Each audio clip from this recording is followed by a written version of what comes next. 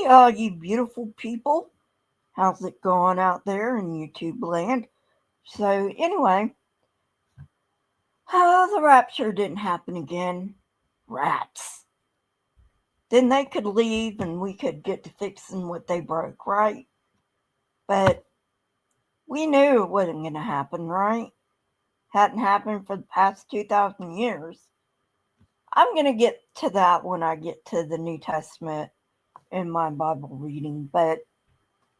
And by the way, I am going to get back to the Bible reading. Um, Update on my health. Um, I've got some kind of kidney disease. Don't know which kind yet. I've got to go get my blood work done. Um, so, but yeah, so that's fun. Um, all right, what else? Oh, we're doing Alan Parr tonight. Never done him. Actually, didn't know he did videos. Actually, I didn't know about him at all until Logic did an episode on him. Go to Logic's channel, by the way. He's entertaining and informative, and So anyway, oh, excuse me. Hmm. Um. Let me get a share screen.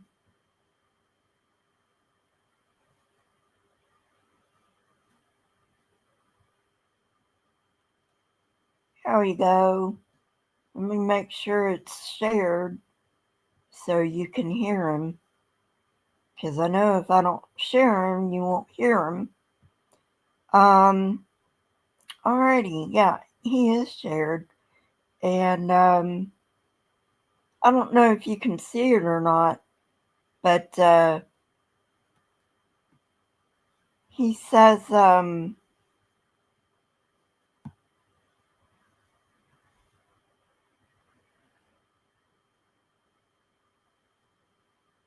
hang on here. This has been weighing on my heart, and I need to share it with you. Okay, so I was a Christian for years. Most of you know that. Something being on your heart is Christian speak for. I have no idea why I wanted to share this with you, but I do. So I'm going to go for it. Basically, is what it is. Just in case you've never been Christian. And he's talking about following Jesus costs you something in America. I don't even know what to say to that, but I'm going to try. First, these people have a persecution complex a mile long and a mile wide. Second, they need to go somewhere where following Jesus or any religion really will cost them dearly, like, say, North Korea. Christians are the biggest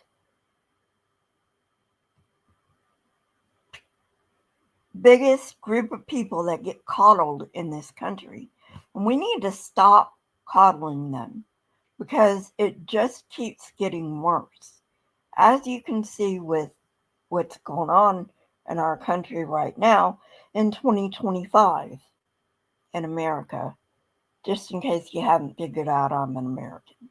All right, so stop coddling these people. Take them to court.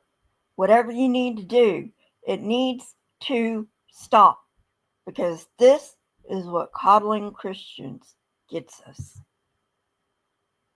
And we are fighting back. This is November 5th, and I don't know whether you've heard or not. Maybe you have, maybe you haven't. This is the only political thing I'm going to say on this particular stream, because I don't really like getting political. But it was a blue wave last night for people that had elections. Every single election went to the Democrats. Every single one.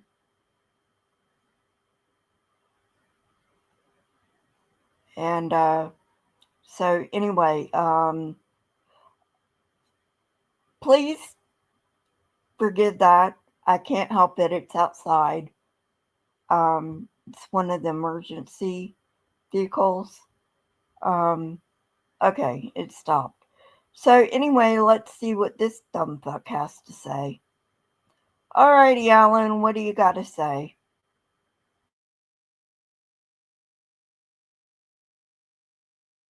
Following him will cost you everything. Guys, this is not a normal teaching video. I really just want to speak from my heart today about something that I've been really thinking about quite a bit lately. So, when Jesus was ministering,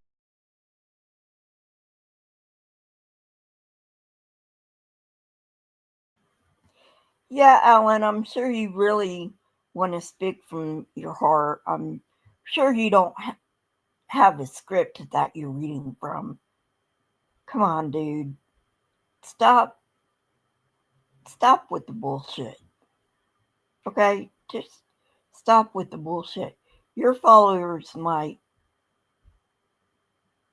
believe it, but we don't. All right. Just had to say that. Moving on.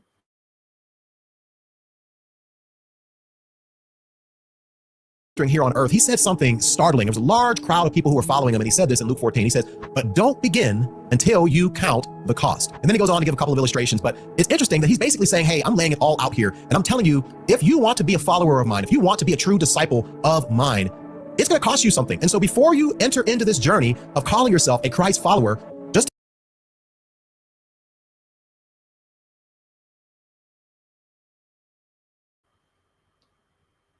It don't really cost you anything. It never really did.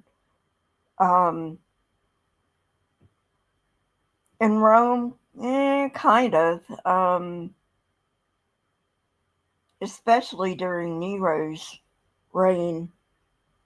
But Rome pretty much left him alone. I mean, there were times that, even before and after Nero's reign, that Diocletian, I think, had major problems with the Christians. But yeah, it just came in spurts. It wasn't like what Christians want to tell you, you know. And I'm going to get to the story about Saul in Acts, later renamed Paul. I'm going to get to that. I don't think it happened, but we're, like I said in my Bible study, we're going to pretend it did. So anyway, moving on.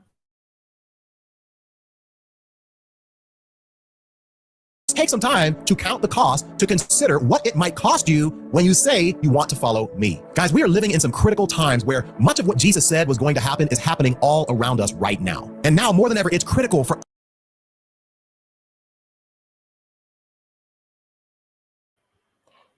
Yeah, Alan, we're living in critical times, especially here in America, but it ain't for what you're thinking. You people are snobs. That's all you are. You're snobs. Not to mention the persecution complex, and you hate everybody. You say you love people, but Your actions do not bear that out. You hate people. You hate them. And that's not something I'm going to go along with. That's one of the reasons I stopped being a Christian. And yeah, I know you're going to say I never was a Christian. You know what? I don't really fucking care. Moving on. Us as Christians to be willing to be bold and courageous and take a stand for what we say we believe in. But I'm warning you that if you do this, if you take this assignment, if you take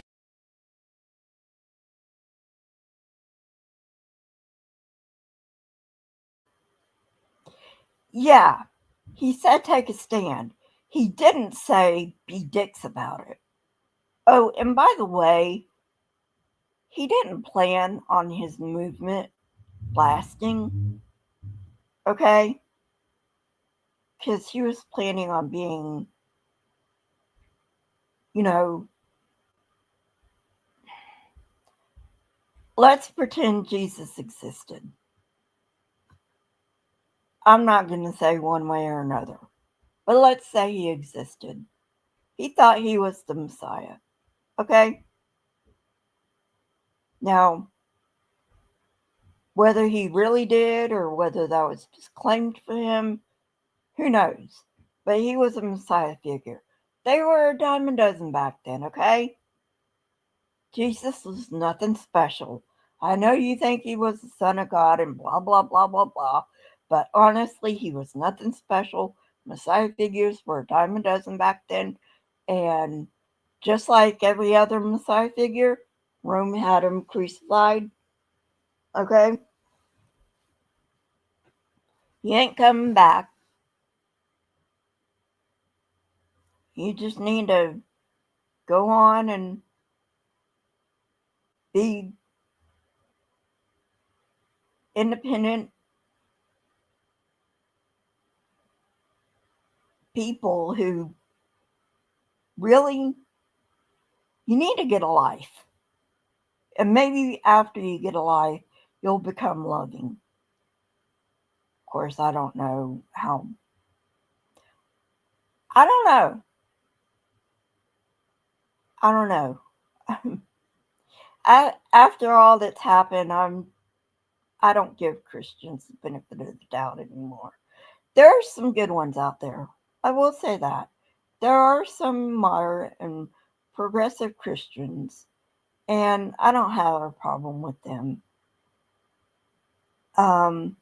But anyway, I'm on my soapbox. Let's get back to Alan Parr.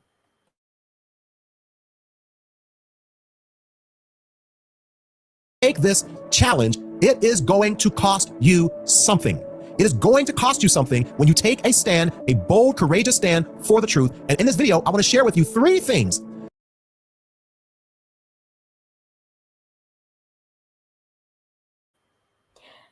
The problem, Alan, is that you haven't demonstrated it to be true. You've just asserted it to be true. If you want us to believe you, you have to prove that it's true. And you haven't done that. And you will never do that because you think it's true. And that's all you need. But for us, it's a different story. Try proving it first, and then we'll talk.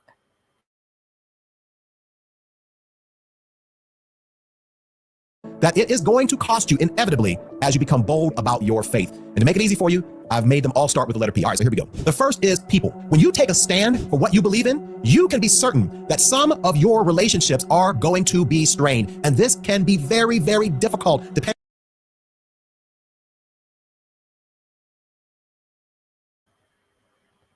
Well, yeah, I mean, if you become a bigot, yeah, some of your relationships are going to be strained because some people don't like that. Gee, imagine that. That decent people want to stop hanging out with bigots. Ugh, these people, these people make me crazy. But I'm speaking out against this because this is what I was raised in, folks. I have no idea how I still retain my decency being raised in this, but somehow I did. It is possible to retain your decency throughout all of this and come out the other side. It is possible. Maybe it's because my dad was a decent guy. I don't know. Anyway, moving on. Hello, whoever's here.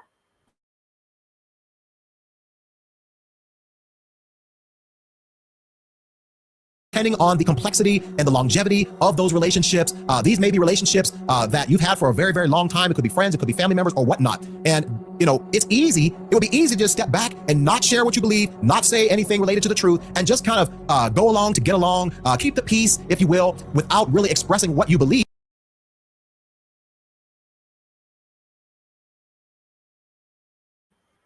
Yeah, it would be easy. It would also be fucking nice of you because everybody in this fucking country's heard what you've got to say a million times over, and we don't fucking give a shit. All right, moving on.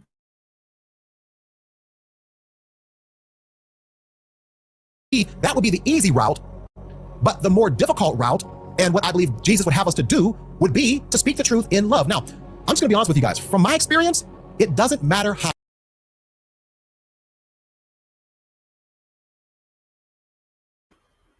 Speak the truth in love. Has any Christian ever done that ever? No. No. No Christian has ever spoken the truth, which is hogwash, in love. That has never happened in my experience. Never. Moving on. How tactful, how kind, how loving you share the truth. It doesn't matter if you have the perfect tone. It doesn't matter. When people are offended by what you share, when you share the truth with people and people are offended or turned off by.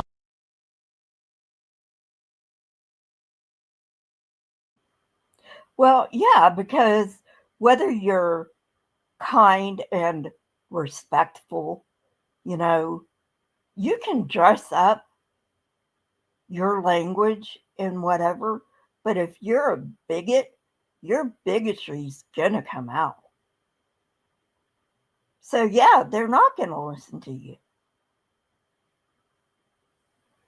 because your bigotry and your hatefulness is gonna come out, and they're gonna see that. And they're gonna say, no, I don't want anything to do with this person. That's why you lose relationships, Alan. It has nothing to do with you following Jesus. If you followed Jesus and stayed in your fucking lane, nobody would have the fucking problem. But you don't.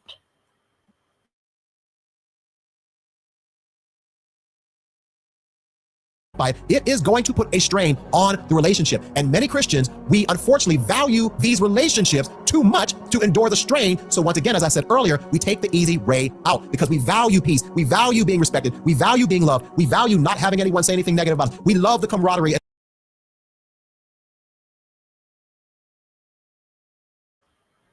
Yeah, Alan. And why do you think that is? That's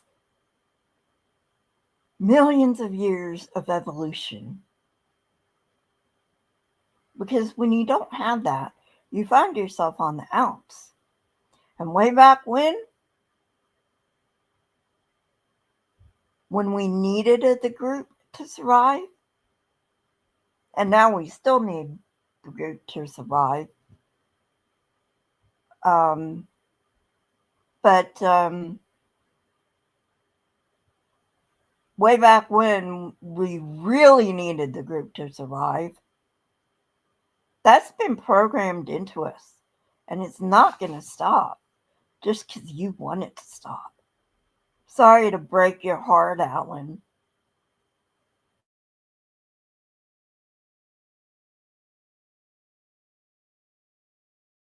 and all of that. We value our relationships so much that we oftentimes avoid difficult conversations that may result in conflict or disagreement because it's easier to shy away from them. I want you to notice that Jesus said something else that was just very, very startling. And I can imagine when he said it, it probably just ruffled some feathers. He says this. He says, I have come to set a man against his father, a daughter against her mother, and a daughter-in-law against her mother-in-law. And then he goes on to say this.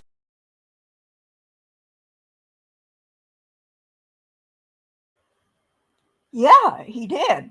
And that makes him a really shitty person. By the way, and I'm probably going to say this again when I get to it in my Bible study, Bible reading, whatever you want to call it. By his own admission, that makes him not the Messiah.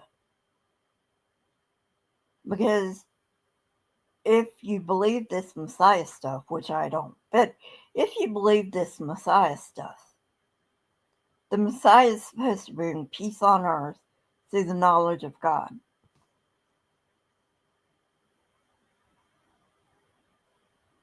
Let that sink in.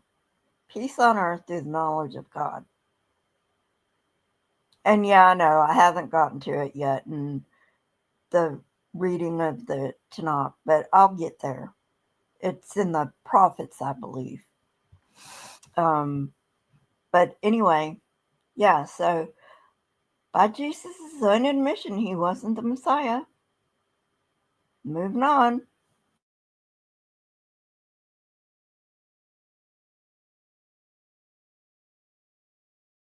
Your enemies will be right in your own household. And then he says this, if you love your father or mother more than you love me, you are not worthy of being mine. Or if you love your son or daughter more than me, you are not worthy of being mine. Y'all, this is this.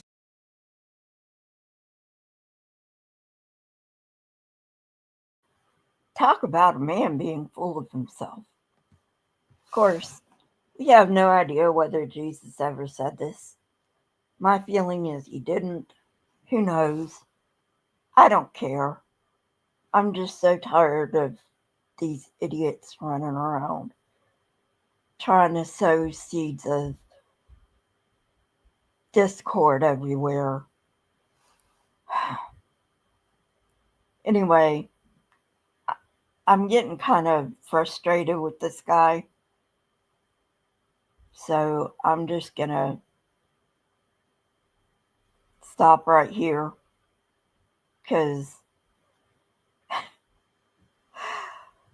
I have a feeling if I'd continued with that guy, I'd just be, cussing up a storm. Not that I have any problem cussing. You can see my other videos. You can tell I have no problem cussing, but and I have let it rip on this stream a few times, but at any rate, yeah, these people love the persecution complex. What are you going to say? What are you going to do? You can't slap them with logic. There's no logicking with these people.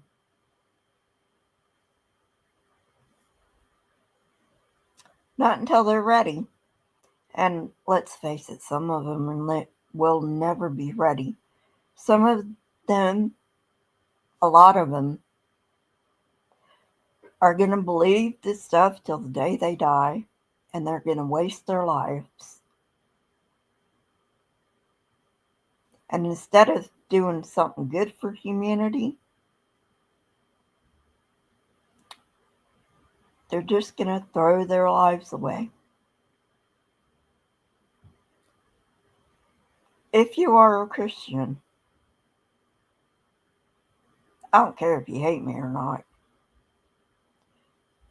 but if you are a Christian, I want you to listen to some of the batshit crazy stuff that is coming out of your corner. You have to fix this because we can't.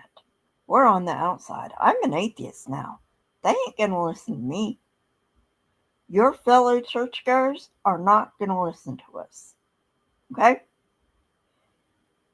So, you're going to have to do the heavy lifting. People don't like Christians because Christians are fucking dicks. A lot of them are, not all of them. I know some nice Christians, you know. Of course, that's people in general. Some people are dicks and some aren't, so, you know. But, you know, maybe you guys need to stop being dicks and maybe people will like you more. Gee, that's a novel idea. But anyway, so yeah, those are just my thoughts on Alan Parr. And yeah, he was reading from a script. He might have been ad-libbing some. I mean, everybody ad-libs on YouTube. But yeah, he was reading from a script, no doubt about it. So anyway,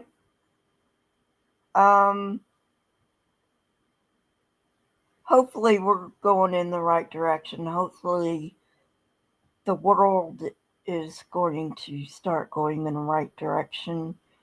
And all this nonsense that is dividing us. Look, I don't see the world through sunshine colored glasses or anything. I'm a realist, if anything. But I do believe that we might be turning a corner with this stuff. And hopefully, you know, wars are, they're just never gonna end. One war ends, another starts. It's as long as there are humans in the world, there's always going to be wars. There's always going to be hate. That's just the way it is. It's just how human nature is. But we can do something. We can make the world a better place while we're here. And we can leave it to our children, even if we're childless, which I am. But I do have 2 nieces and a nephew.